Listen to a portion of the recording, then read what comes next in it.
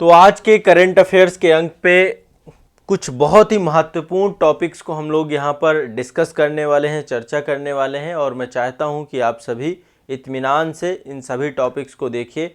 कई सारे पॉइंट, कई सारी बातें आप सभी की आज के सेशंस में आएंगी। जहाँ पे आपको लगता है उनको लिखिए। ये वो सारे प्रश्न हैं जो कि आपकी परीक्षा में सीधे आपको मिलेंगे और हाल फिलहाल में सबसे ज़्यादा चर्चा में रहने वाली चीज़ें हैं। तो मैं जो कुछ भी करंट अफेयर्स के सत्र के अंतर्गत अभी तक मैंने जो भी पढ़ाया, आगे भी मैं जो कुछ भी पढ़ाऊंगा, बहुत ही चयनित तरीके से करंट अफेयर्स लेकर के आप लोगों के लिए आ रहा हूं। और ये परीक्षा के दृष्टिकोण से सबसे बेस्ट सीरीज में से एक है, जिसके माध्यम से आपको एग्जाम हॉल पे प्रश्न आपके हिट होंगे। तो देखिए, प्रोजेक्ट चीता को लेकर के आप सभी को पता है कि वर्ष 1952 में भारत से चीते विलुप्त हो गए थे और भारत सरकार के द्वारा प्रोजेक्ट चीता के तहत भारत में चीता को लाने की शुरुआत की जा रही है। और ऐसे में दो खेप आ चुकी हैं चीतों की। 17 सितंबर 2022 को नामीबिया से 8 चीते आए थे। ठीक है, अभी भी 12 चीते फिर लाए गए हैं, इसीलिए थोड़ा सा ये डिस्कशन का बिंदु बन जाता है। और मैं चाहता हूं कि अभी तक का जो इस पूरे प्रोजेक्ट चीता के अंतर्गत डेवलपमेंट है, इसको आप लोग जान लें। तो प्रोजेक्ट चीता का मतलब है भारत में विलुप्त हुए चीतों का पुनर्वास करना, अगेन फिर से उनको। तो अभी अफ्रीकी चीते भारत में लाए जा रहे हैं। 17 सितंबर 2022 को पहली खेप आई थी आपकी। पहली खेप में नामीबिया से लाए गए थे 8 चीते। कितने लाए गए थे? 8 चीते। नामीबिया से 8 चीते लाए गए थे। 8 चीतों में से 5 फीमेल थीं और 3 मेल थे, मतलब 5 मादा और 3 नर थे इसमें। इनको मध्य प्रदेश के कूनो राष्ट्रीय उद्यान में लाया गया है, वहीं पर इनको रखा गया है। और इनकी निगरानी के लिए सरकार ने 9 सदस्यीय एक समिति भी बनाई है, एक जो है आपका कार्यबल भी बनाया है, जो 2 वर्ष के लिए गठित किया गया है, जो इनकी निगरानी करेगा और जो इनके लिए जो है पुनर्वास में किसी तरीके की दिक्कत ना हो जाए। देखिए, विश्व की पहली अंतर महाद्वीपीय चीता पुनर्वास परियोजना है, मतलब 2 महाद्वीपों के बीच, अफ्रीका से एशिया चीते वो भी भारत लाए गए हैं। तो ये विश्व की पहली अंतर महाद्वीपीय 2 महाद्वीपों के बीच चीता पुनर्वास परियोजना है। ठीक है, हाल ही में कूनो राष्ट्रीय उद्यान से दक्षिण अफ्रीका से 12 चीतों को भी लाया गया है। ठीक है, और अगले 5 वर्षों में 50 चीते लाने की योजना इसके तहत पूरी तरीके से बनाई गई है। तो केंद्र सरकार की महत्वाकांक्षी चीता संरक्षण परियोजना है। 8 चीते नामीबिया से लाए गए हैं। 8 चीते 17 सितंबर 2022 को मनाए गए हैं। प्रधानमंत्री नरेंद्र मोदी जी का जन्म दिवस भी होता है इसी दिन। उसी दिन जो है इनको जो है मध्य प्रदेश में कूनो नेशनल पार्क में छोड़ा गया था। 17 सितंबर को प्रधानमंत्री नरेंद्र मोदी जी का जन्म दिवस होता है और प्रधानमंत्री जी ने ही कूनो राष्ट्रीय उद्यान में जाकर के इनको चीतों को छोड़ा था। ठीक है, और इसी श्रृंखला में चीतों की दूसरी खेप आ चुकी है दक्षिणी अफ्रीका से। कहां से आ चुकी है? दक्षिणी अफ्रीका से आ चुकी है। और भारत सरकार के द्वारा दक्षिणी अफ्रीका से अगले आने वाले 10 वर्षों में 12 चीते प्रतिवर्ष लाए जाएंगे। 12 चीते प्रतिवर्ष लाए जाएंगे और भारत में चीतों की एक अच्छी खासी संख्या जो है हमें डेवलप करनी है। तो ये ध्यान रखना है आपको, है ना। एक ये सारे के सारे चीते जितने भी हैं, वायुसेना इसके लिए काम कर रही है। वायुसेना का एक मालवाहक विमान पोत है जिसका नाम है ग्लोब मास्टर। ग्लोब मास्टर में 17 फरवरी को जो है ये चीते आए थे। अभी 18 फरवरी को दूसरे आए। तो पहले आए थे 17 सितंबर को, दूसरे आपके 18 फरवरी को आए हैं यहाँ पे। ठीक है, ग्लोब मास्टर से। तो इसमें 12 चीते आए हैं। ये नामीबिया से आए थे और ये दक्षिणी अफ्रीका से आए थे। ये आपको ध्यान में रखना है। कूनो नेशनल पार्क में ही ये चीते आए थे। अभी देखो जो चीते आए हैं, 20 चीते टोटल हो चुके हैं भारत में। कितने हो चुके हैं? 20। और इनमें से 10 मेल हैं और 10 फीमेल हैं। ठीक है, 10 मेल हैं और 10 फीमेल हैं। तो आने वाले समय पे चीता के लिए एक बड़ा जो है एक प्रभावकारी परियोजना के तौर पे आप इसको देख सकते हैं। क्लियर है? स्पष्ट है? कोई दिक्कत तो नहीं है? ठीक है, और इसका हिस्टोरिक बैकग्राउंड आप सभी जानते हैं कि पहले भारत में ब्रिटिश शासन के दौरान चीते पाए जाते थे। अच्छी खासी संख्या चीतों की भारत में निवास करती थी। लेकिन एक तो सबसे पहली चीज, भारत का विभाजन हो गया, है ना। और विभाजन के बाद फिर बड़े स्तर पर इनका शिकार हुआ, वनों को बहुत तेजी से काटा गया, इनके प्राकृतिक आवासों को समाप्त कर दिया गया। तो चीते जो है धीरे धीरे खत्म कर दिए गए थे। केंद्रीय पर्यावरण, वन और जलवायु मंत्रालय के द्वारा ये बताया गया था कि भारत में जो है चीतों को अंतिम बार 1947 में देखा गया था, 1947 में, 1947 में देखा गया था इनको। और जो है बाद में कहते हैं कि 1952 में भारत सरकार के द्वारा इसको विलुप्त घोषित कर दिया गया कि चीता भारत से विलुप्त हो गया। ठीक है, तो इसी के लिए चीतों को फिर से पुनर्वासित करने के लिए भारत सरकार की एक महत्वाकांक्षी योजना है प्रोजेक्ट चीता। क्या है? प्रोजेक्ट चीता। तो 17 सितंबर को 8 चीते नामीबिया से, ध्यान रखना है, और 18 फरवरी को 12 चीते आपके दक्षिणी अफ्रीका से लेकर के आया गया है। इतना आपको दिमाग में बैठाना है। ठीक है, टोटल 20 चीते आ चुके हैं प्रोजेक्ट चीता के तहत। और कुनो राष्ट्रीय उद्यान के बारे में आप सभी जानते हैं। कुनो राष्ट्रीय उद्यान आपका जो है मध्य प्रदेश के श्योपुर जिले में है। कहां पे है? श्योपुर जिले में। मध्य प्रदेश के श्योपुर जिले में आपका कुनो राष्ट्रीय उद्यान अवस्थित है।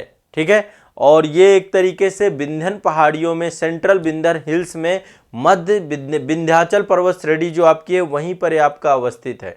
ठीक है, और कुनो नदी है आपकी, कुनो नदी जो चंबल की सहायक नदी है ना। इसमें एक नदी बहती है इस पार्क से होके जिसका नाम है कुनो नदी, उसी की बायोडायवर्सिटी है पूरा का पूरा, उसी का फॉरेस्ट एरिया आपका है। तो कुनो नदी जो चंबल की सहायक नदी है, उसी में कुनो वन्यजीव अभयारण्य पहले बनाया गया था, और वन्यजीव अभयारण्य को आगे जो है इसको जो है राष्ट्रीय उद्यान में कन्वर्ट कर दिया गया था। ठीक है, तो अभी ये आपका राष्ट्रीय उद्यान है, दिसंबर 2018 में इसको राष्ट्रीय उद्यान नेशनल पार्क बनाया गया है। और ऐसे में चीते आ जाने से इस राष्ट्रीय उद्यान को एक बहुत ही महत्वाकांक्षी तरीके से समझा गया है। ठीक है, तो कुनो राष्ट्रीय उद्यान आपका उष्णकटिबंधीय जोन पे है, शुष्क पर्णपाती वन यहाँ पे पाए जाते हैं, और ये यहीं पर चीतों का पुनर्वास हो रहा है। तो कुनो राष्ट्रीय उद्यान से क्वेश्चन पूछ सकता है, श्योपुर मध्य प्रदेश।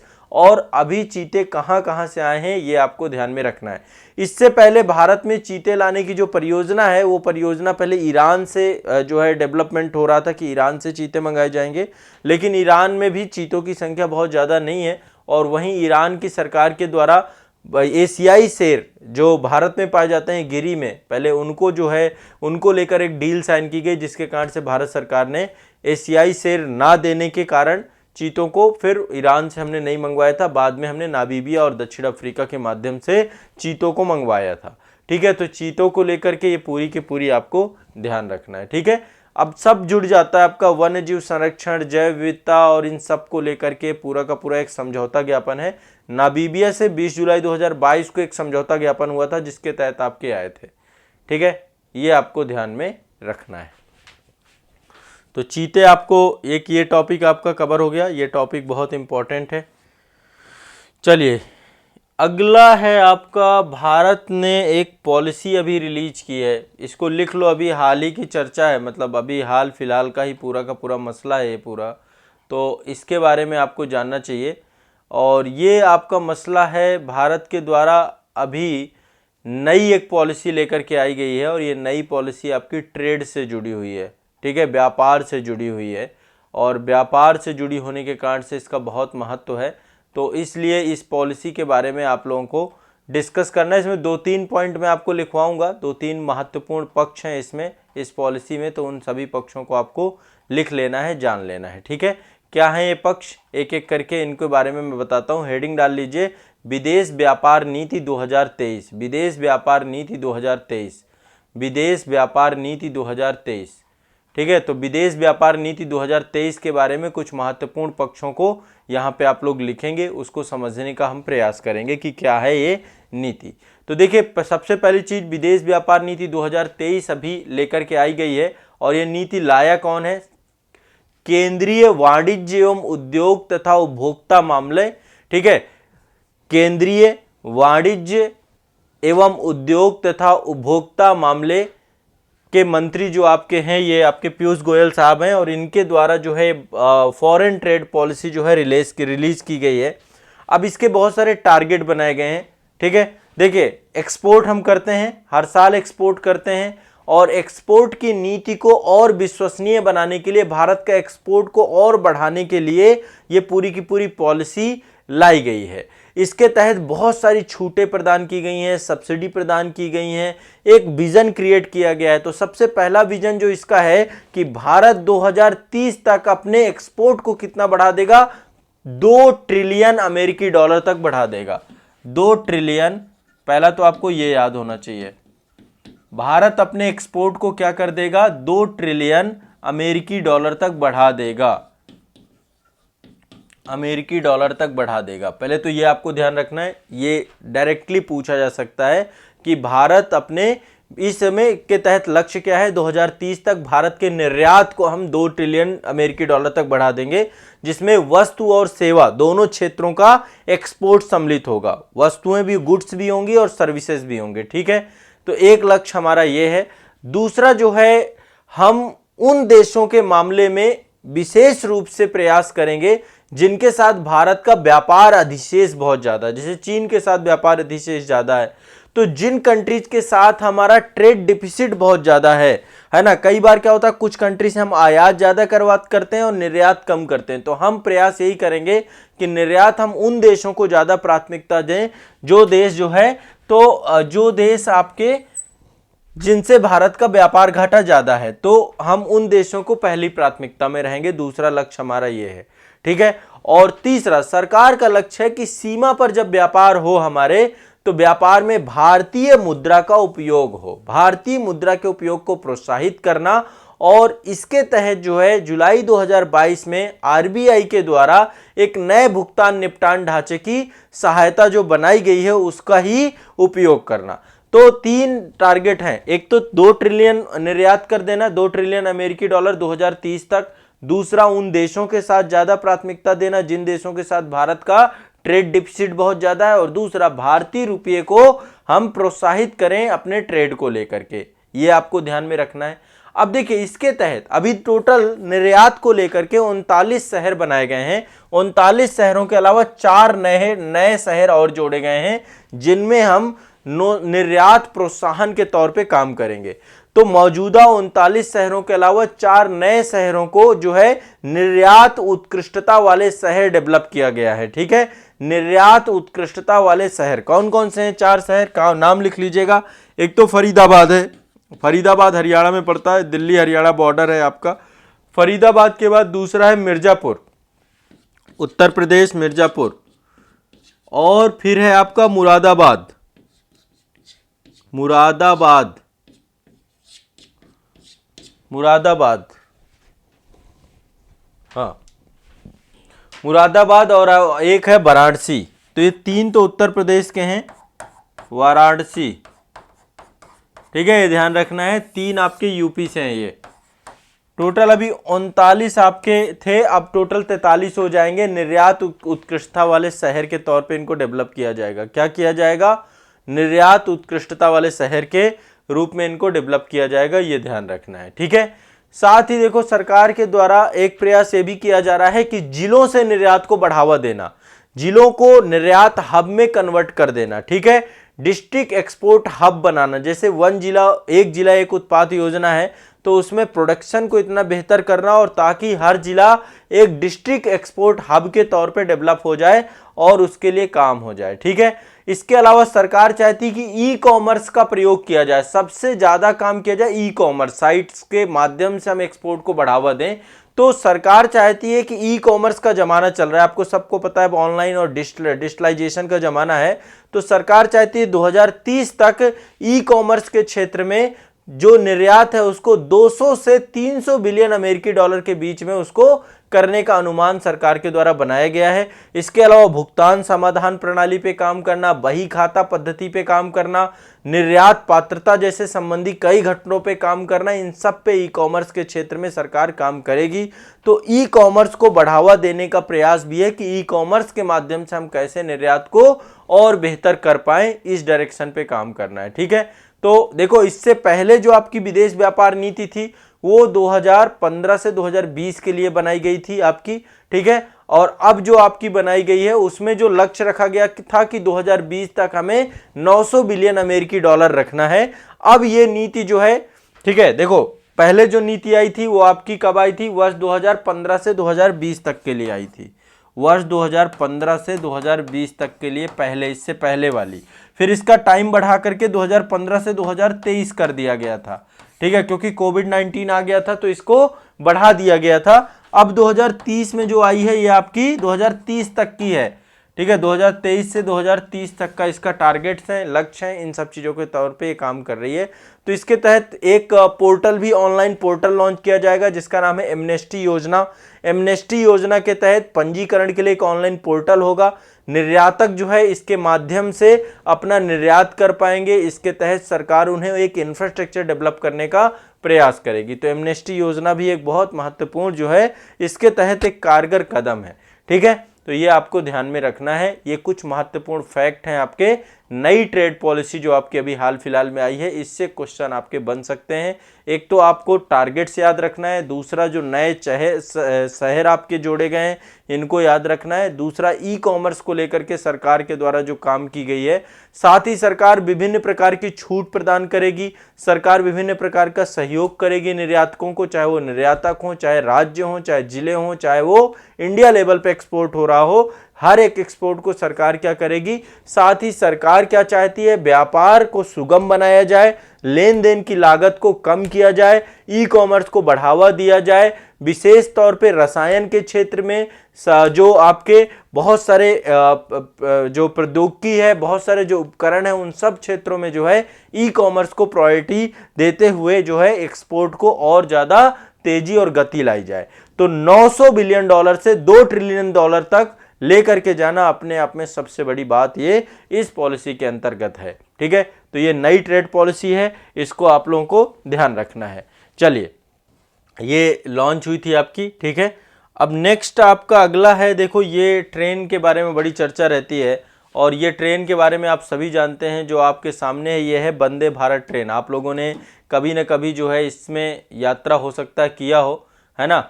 तो अभी हाल ही में आपको पता है कि प्रधानमंत्री जी ने गुजरात के गांधीनगर स्टेशन से गांधीनगर मुंबई वंदे भारत एक्सप्रेस 2.0 को हरी झंडी दिखाई थी और ये ट्रेन आपका संचालन इसका हुआ था। ठीक है, तो आपको पता है कि पहले जो सबसे पहली आपकी, इसी को नाम ट्रेन 18 भी है, इसका नाम क्या है, ट्रेन 18, और ये भारत की सबसे गति वाली ट्रेन है आपकी। 160 किलोमीटर पर घंटे के रफ्तार से अभी ये ट्रेन चल रही है। सेमी हाई स्पीड ट्रेन है। देखो, भारत सरकार की एक महत्वाकांक्षी योजना ये है कि बहुत रफ्तार ला देनी है देश की अर्थव्यवस्था में, देश के ट्रांसपोर्टेशन में, देश में गति, तो बुलेट ट्रेन तक की बात की जा रही है। लेकिन अभी सेमी हाई स्पीड हमारी जो पटरियां हैं, अभी उनको भी एक नए तरीके का इंफ्रास्ट्रक्चर की जरूरत है इतने हाई स्पीड ट्रेनों को लेकर के। तो ये सेमी हाई स्पीड ट्रेन है, 160 किलोमीटर प्रति घंटे के हिसाब से चल रही है। सबसे बड़ी बात है, स्वदेशी तौर पे डिजाइन की गई है। क्या की गई है, स्वदेशी तौर पे डिजाइन की गई है। और ये एक तरीके से अब पूरे भारत में जो है वंदे भारत ट्रेनों को चलाने की पूरी तैयारी है। 400 वंदे भारत ट्रेनों को चलाना है आपको। कितना चलाना है, 400, और ये स्वचालित है। आपको ये ध्यान रखिएगा, ये पूरी तरीके से स्वचालित है। ठीक है, तो ये अपने आप में बहुत महत्वपूर्ण है। बहुत कम समय में बहुत तेजी से एक्सेलरेट हो जाती है और इसी कारण से 160 किलोमीटर पर घंटे की गति ये प्राप्त करती है। तो इससे जो यात्रा का समय वो 25 से 45% तक कम हो रहा है। विभिन्न जो हमारी अर्थव्यवस्थाएं हैं, एक राज्य से दूसरे राज्य को, एक शहर को दूसरे शहर से जोड़ने में बहुत महत्वपूर्ण काम कर रही है। ठीक है, और साथ ही इसके अंतर्गत जैसे विमान यात्रा में बहुत सारी फैसिलिटीज दी जाती हैं, वैसे इसमें उन्नत और अत्याधुनिक सुरक्षा सुविधाओं से इसको लैस किया गया है। इसको बहुत शानदार तरीके से डेवलप करने का प्रयास सरकार कर रही है। तो देखिए, ये आपकी बहुत सारी बन रही हैं। एक आपकी है दिल्ली, नई दिल्ली से वाराणसी के तौर पे चलाई जाती है। वाराणसी आपकी, वाराणसी से इसको अभी बिलासपुर तक जोड़ा जा रहा है। तो अभी गांधीनगर से ये आपकी पूरी जोड़ी गई है, मुंबई के लिए जोड़ी गई है, साथ में आपको जो है सोलापुर के लिए जोड़ी गई है। तो अब कई बड़े स्तर पे जो है वंदे भारत ट्रेन 18 एक्सप्रेस को चलाने का प्रयास सरकार के द्वारा है और सरकार इस पे काम कर रही है। ठीक है, तो आपको ध्यान रखना है। अब इसके बारे में जो अभी वंदे भारत एक्सप्रेस 2.0 है, तो 30 सितंबर 2022 को ये गांधीनगर से मुंबई के लिए हरी झंडी दिखाई गई थी। तो गुजरात को मुंबई से जोड़ रही है। इसमें भी बहुत सारी वही सारी फैसिलिटीज़ हैं। ये देखिए, इसकी सबसे बड़ी व्यवस्था जो है खासियत क्या है इस ट्रेन की, कि ये ट्रेन आपकी मात्र 52 सेकंड में 100 किलोमीटर पर घंटे की रफ्तार पकड़ लेती, इतना हाई एक्सेलरेशन है इसका। और सरकार अब इसकी गति को 160 किलोमीटर पर घंटे से 180 किलोमीटर पर घंटे तक ले जाने की का प्रयास है। लेकिन मुद्दा वही है कि अभी देश में जो पटरियां हैं, जो इंफ्रास्ट्रक्चर है, उस इंफ्रास्ट्रक्चर पे हमें काम करना है। लगभग अभी पहले से 7 वंदे भारत एक्सप्रेस चल रही थी, अब धीरे धीरे इनकी संख्या बढ़ा के 400 तक ले जाना है। 2022 का जब बजट आया था तो उसमें बताया गया था सरकार के द्वारा कि 400 वंदे भारत एक्सप्रेस चलाना है। अभी देखो, सबसे पहली जो चली थी दिल्ली से वाराणसी चली थी वंदे भारत, इसके बाद आपकी अंबाला, ये अंबाला से ऊना हिमाचल प्रदेश पड़ता है, अंबाला, ऊना और कटरा जम्मू कश्मीर के लिए चली थी। इस मैप में दी गई हैं, ये आप देख पा रहे हैं। हाँ, ये जम्मू कश्मीर के लिए चलाई गई थी आपकी दूसरी। तीसरी आपकी चेन्नई से मैसूर के लिए चलाई गई है, ये है आपकी चेन्नई से मैसूर तीसरी, ये तीसरी है, ये आपकी पहली है, ये आपकी दूसरी है यहाँ पे, ठीक है, पहली, दूसरी, तीसरी। इसके बाद आपका मुंबई से गांधीनगर, ये आपकी चौथी चलाई गई है। अब 400 चलाना है टोटल आपको। एक बिलासपुर से नागपुर के लिए चलाई गई है, ये आपकी जो है बिलासपुर से नागपुर चलाई गई है, 4 के बाद ये आपकी 5वीं है। और इसके बाद आपकी हावड़ा से जलपाईगुड़ी के लिए चलाई जा रही है, ये आपकी 6वीं है, ठीक है। और जो आपकी 7वीं है वो आपकी अब धीरे धीरे बजट 2022 में 3 साल के अंदर 400 वंदे भारत ट्रेन चलाई जाएंगी। 400 वंदे भारत ट्रेन चलाने का लक्ष्य है, तो ये आपको दिमाग में बैठा लेना है। ये टोटल आपकी जो है वंदे भारत एक्सप्रेस के तौर पे इनको जो है डेवलप किया जा रहा है।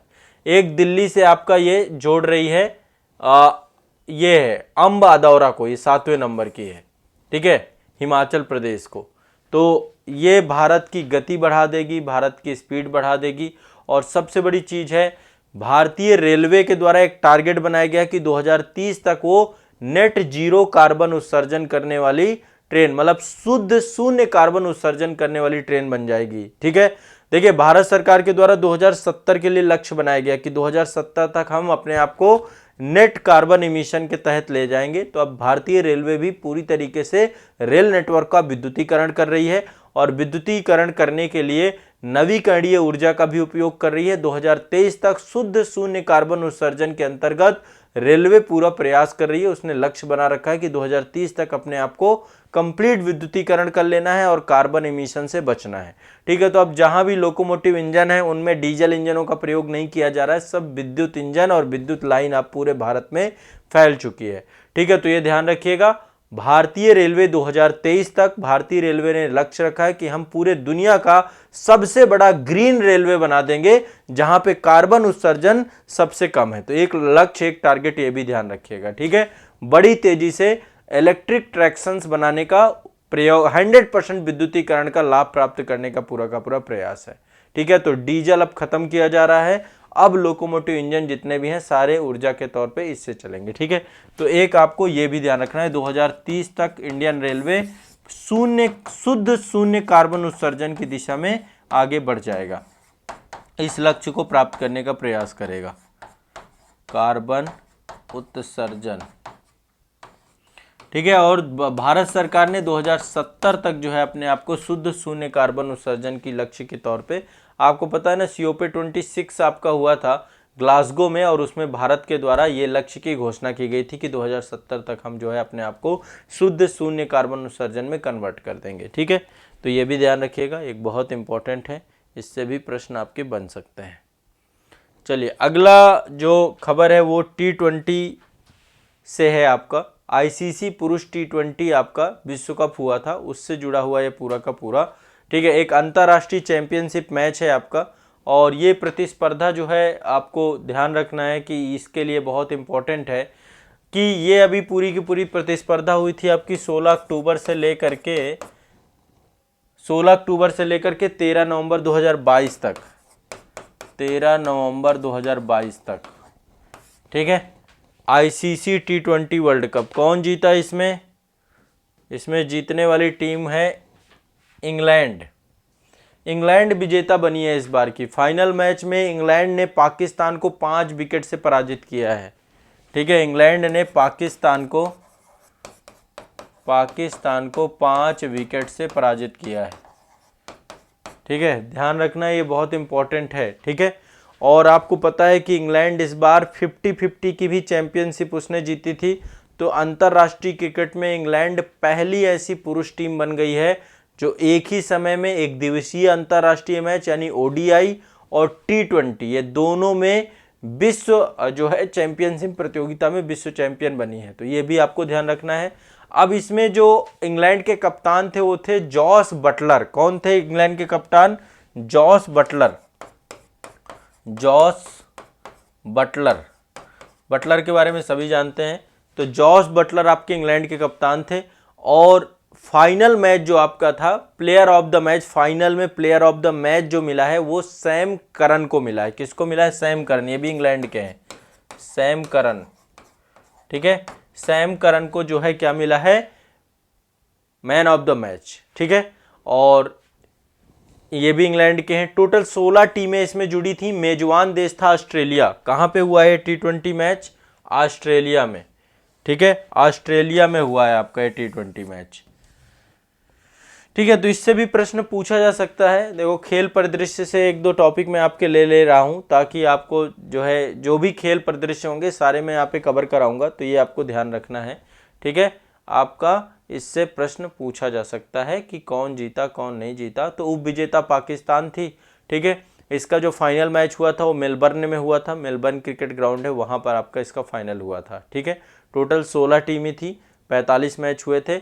और आपको पता है भारत की स्थिति, भारत ने पहला T20 जीता था। ठीक है, भारत ने पहला T20 जीता था। अब इसमें टूर्नामेंट में सबसे ज़्यादा रन बनाए थे विराट कोहली ने। भारतीय क्रिकेट के कप्तान भी रहे हैं पहले, अब तो कप्तानी चली गई। तो विराट कोहली जी ने सबसे ज़्यादा रन 296 रन बनाए थे इस पूरे उसमें। सबसे ज़्यादा जो है विकेट लिए थे वानिंदु हसारंगा, ये श्रीलंका के हैं। 15 विकेट जो है इन्होंने लिए थे, वानिंदु हसारंगा, है ना। और सबसे ज़्यादा रन बनाने वाले पर्सन इसमें कि सबसे ज़्यादा उच्चतम हाई स्कोर किसका है? वो है रायली रोसू, दक्षिणी अफ्रीका के। 109 रन इन्होंने बनाया था बांग्लादेश के विरुद्ध। तो ये सब छोटी मोटी चीज़ें, इनसे ज़्यादा प्रश्न नहीं आते। बस आपको रफली याद रखना है कि इंग्लैंड और पाकिस्तान के बीच में जो है आपका ये मैच हुआ था, जिसमें से इंग्लैंड आपका इस मैच को जीतने वाला देशों में से एक है। ठीक है, बाकी बहुत सारी चीज़ें हैं, उन सब में जाएंगे तो फिर परेशान हो जाएंगे हम लोग। ठीक है, चलिए इसके बाद अगला जो करंट अफेयर्स है आपका, ये देखिए, ये विनर्स हैं। 2007 से चालू हुआ था आपका T20 वर्ल्ड कप। 2007 में आपका इंडिया जीता था। 2009 में फिर हुआ है पाकिस्तान जीता है। 2010 में फिर इंग्लैंड जीता है। इंग्लैंड 2 बार जो है जीत चुका T20 वर्ल्ड कप। 2012 में वेस्ट इंडीज जीता है। 2014 में श्रीलंका जीता है। 2016 में अगेन वेस्ट इंडीज भी 2 बार जीत चुका है। 2021 में ऑस्ट्रेलिया जीता था और 2022 में इंग्लैंड जीता है। ठीक है, तो इंग्लैंड आपका ये जीत गया। अब देखो, एक डिस्कशन आपका न्यू डेवलपमेंट बैंक से है। ब्रिक्स एक संस्था है, ब्रिक्स के बारे में आप सभी जानते होंगे। ब्रिक्स के द्वारा ही एक बैंक बनाया गया जिसका नाम है न्यू डेवलपमेंट बैंक। तो अभी एक नए सदस्य के तौर पे इसमें सम्मिलित हुआ है मिस्र। ठीक है, मिस्र जो है न्यू डेवलपमेंट बैंक का नया सदस्य बना है। तो देखिए, ऑलरेडी ये 5 देश तो न्यू डेवलपमेंट बैंक के सदस्य है ही। 5 देश कौन कौन से हैं? ये ब्राज़ील है, रसिया है, इंडिया है, चाइना है और साउथ अफ्रीका। इसके साथ टोटल 4 सदस्य और जुड़ चुके हैं। ठीक है, 4 सदस्य और जुड़ चुके हैं। मैं चारों के नाम बता दूंगा। देखो, सबसे पहली बात, ब्रिक्स बैंक का जो न्यू डेवलपमेंट बैंक है, ये आपका इसका मुख्यालय है संघाई में। कहाँ मुख्यालय है? संघाई, चीन में इसका मुख्यालय है। कहाँ पे है? संघाई, चीन में। और इसके अध्यक्ष जो हैं वो हैं Dilma Rousseff. Dilma Rousseff, Dilma Rousseff, ये इसके अध्यक्ष हैं। ठीक है, ब्राजील के पहले पूर्व राष्ट्रपति थे, अब इनको इसका अध्यक्ष बना दिया गया है। ठीक है, तो मिस्र जो है, इजिप्ट जो है ब्रिक्स बैंक का, ब्रिक्स न्यू डेवलपमेंट बैंक का चौथे सदस्य के रूप में नामित हुआ है। इससे पहले 3 सदस्य देश कौन से थे? एक तो बांग्लादेश था, बांग्लादेश, दूसरा उरुग्वे, उरुग्वे। ठीक है, बांग्लादेश, उरुग्वे और यूएई, यूएई। अब चौथा हो गया मिस्र। तो इससे भी क्वेश्चन आपका पूछ सकता है कि न्यू डेवलपमेंट बैंक के तहत जो है, तो आपको सिंपल सी बात है ये बैंक क्या करता है? सतत विकास के लिए, बुनियादी ढांचा परियोजनाओं के लिए वित्त पोषण प्रदान करता है सदस्य देशों के लिए। ठीक है, तो ये ब्रिक्स कंट्रीज के द्वारा इसको डेवलप किया गया है, बनाया गया है। तो ये आपको ध्यान रखना है, इसमें ये लिस्ट होगी, ये है आपकी टोटल, आपके इसके 9 सदस्य देश कौन कौन से हैं। नंबर 1 में ये ब्राज़ील है, ब्रिक्स रूस है, भारत है, चीन है, दक्षिण अफ्रीका, इनके द्वारा जो है ये बनाया गया था। बांग्लादेश, संयुक्त अरब अमीरात, मिस्र और उरुग्वे। तो मिस्र आपका भी लेटेस्ट नए सदस्य के तौर पे बना है। ठीक है, मुख्यालय संघाई पे है। स्थापना 2014 में की गई थी ब्रिक्स न्यू डेवलपमेंट बैंक की। वर्तमान में 9 सदस्य हैं। डिल्मा रूसेफ ब्राजील की पूर्व राष्ट्रपति हैं इसमें। ठीक है, चलिए आज के लिए इतना ही करंट अफेयर्स है, बाकी अब करेंगे हम लोग नेक्स्ट सेशन में। आज के लिए इतना ही रखेंगे। ठीक है, तो आज देखिए कई सारे टॉपिक हो गए आपके। एक तो ये चीता प्रोजेक्ट, चीता हो गया आपका प्रोजेक्ट चीता के बाद आपका ये नई व्यापार नीति, बहुत इंपॉर्टेंट टॉपिक है। इसके बाद आपका ये वंदे भारत ट्रेन 18 के बारे में हो गया। ट्रेन 18 के बाद जो है आपका T20 वर्ल्ड कप हो गया, और इसके बाद आपका न्यू डेवलपमेंट बैंक से जुड़ा हो गया। ठीक है, तो 5 टॉपिक आपके कंप्लीट हो गए।